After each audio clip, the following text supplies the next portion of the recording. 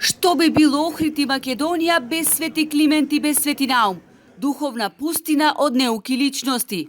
Што би било Охрид без езерото и Галичица? Тумба насадена со бадеми и борова шума. Должни сме да го чуваме Охрид и неговите светилишта, рече игуменот на манастирот Свети Наум, архимандрит од Нектари, кој годинава ја понесе највисоката општинска награда Свети Климент Охридски, кој 3 децении го одржува манастирскиот комплекс.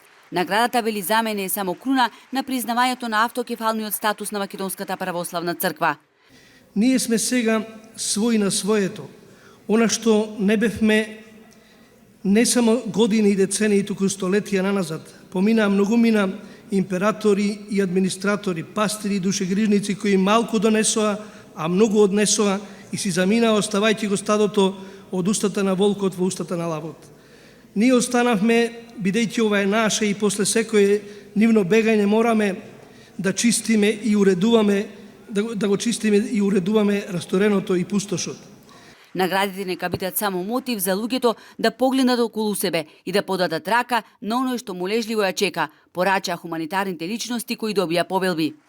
Се трудев да им помогнам, да му го подобрам животот, да му го подобрам животниот стандард, затоа што сите тие се една посебна приказка и секој со својата приказка мене ме направи подобар.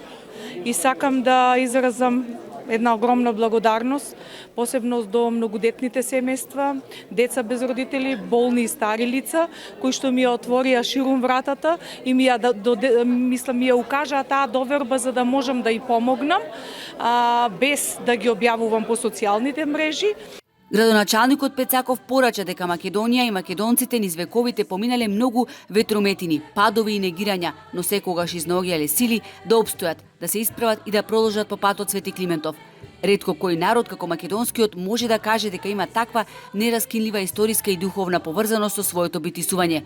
Тоа е затоа што дејноста на Свети Климент Охридски е длабоко во темелите на нашето постоење.